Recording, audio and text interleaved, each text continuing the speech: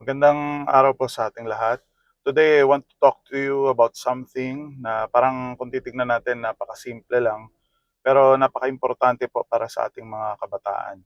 Ito po yung role ng Bible studies at saka ng campus ministry sa mga schools, sa mga colleges, pati na rin po sa mga universities. Sa panahon po natin ngayon, marami po tayong nakikita mga challenges sa atin po mga youth.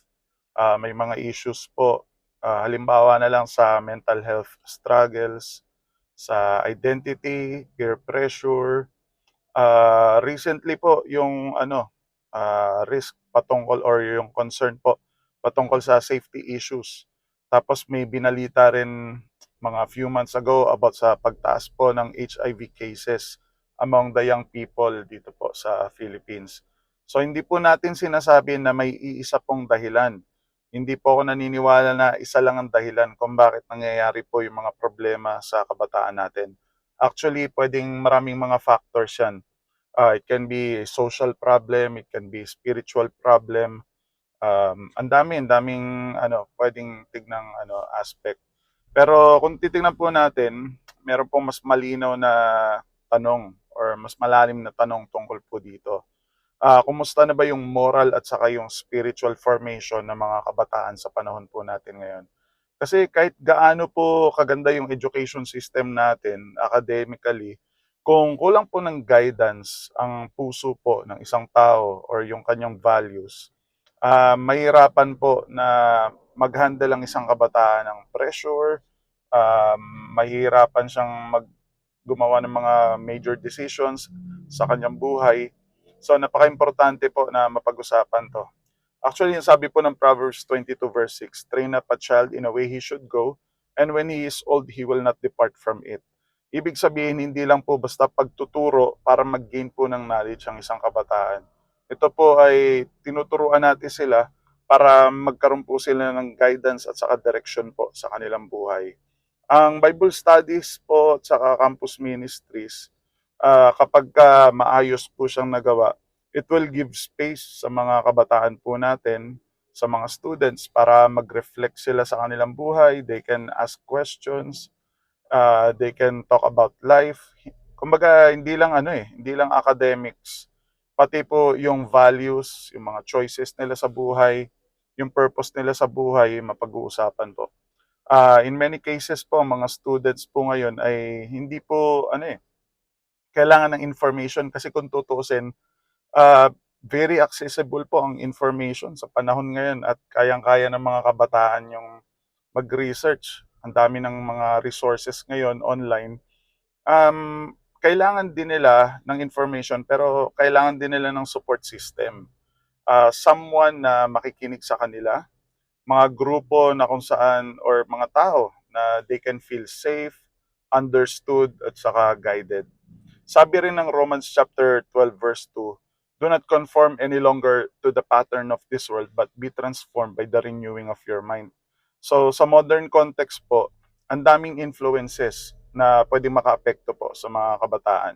Andiyan yung social media, sabi ko nga yung peer pressure, yung mga trends or yung mga uso ngayon, nakakaapekto yan sa kanila. And sometimes kahit yung mga wrong ideas about sa relationships, about sa identity, about sa success. Kaya po importante yung grounding ng kanilang o yung pagiging grounded nila sa maayos na values na makakatulong sa kanila na makapamuhay responsibly. Ano po? Ngayon, paano ito related sa issues katulad po ng violence, mga risky behavior ng mga kabataan? Hindi po natin sinasabi na yung Bible studies at saka yung campus ministry ay the only solution, hindi po. Actually, kung titignan natin, yung church may role na dapat gampanan, yung parents may role na dapat gampanan, yung school may role na dapat gampanan, pati po yung government. Hindi po siya isang lang, hindi natin masasabing church lang or government lang. Hindi, dapat tulong-tulong po tayo. Ngayon, sa parte po ng church, kapag ang isang young people or ang isang tao ay may magandang support system, meron po siyang maayos na guide sa kanyang mga values. guide sa kanyang mga decisions. Meron pong grupo or community na makakatulong sa kanya emotionally, um, kumbaga maituturo sa kanila yung awareness sa mga consequences kapagka may mga actions silang ginawa. Mas makakatulong po ito para mas maging responsible po silang mga kabataan.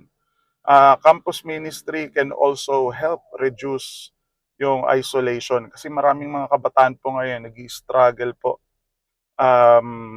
Sa panlabas parang kung titignan mo ano, ang lakas-lakas nila, pero deep inside ano na pala, broken pala sila.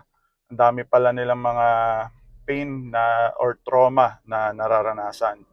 So, mahalaga po na mai-promote for me ang Bible studies at saka campus ministry. Wag hindi po siya ano about forcing a belief or forcing someone to change a religion. Hindi naman po siya dapat i-impose talaga.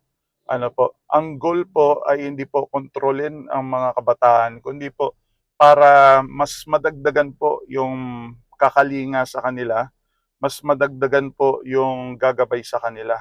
Ano po, kasi ang core teaching ng Christianity is love at yung kumbaga si Lord kasi, ang Panginoong Kristo, utos niya sa Bible, love God with all your heart, with all your soul, and with all your mind, and love your neighbor as yourself. So, kung ito po ay tunay na naipapakita sa campus ministry, it encourages respect, self-discipline, compassion, and responsibility. Yung mga values po na kailangan ng mga kabataan natin sa panahon natin ngayon. So, sa huli po, kung titingnan natin, yung education po ay hindi lang po dapat nakasentro po sa mga grades or sa academics po ng mga bata. Napakaimportante rin po na matulungan sila kung paano po lumaki bilang isang mabuting tao, responsableng mamamayan ng ating lipunan. Ano po? So, yung Bible studies, campus ministries, hindi po ito, ulitin ko, hindi po ito yung only solution. But it can be a part of a bigger solution para po sa mga kabataan po natin. Para po, kumbaga tulong-tulong tayo. Si government gagawin yung role niya, si mga si school, mga parents, tapos yung church. Ano po, pag nagtulong-tulong po tayo, naniniwala ako na mas magiging maganda po yung resulta para po sa mga kabataang Pilipino. So, yun lang po.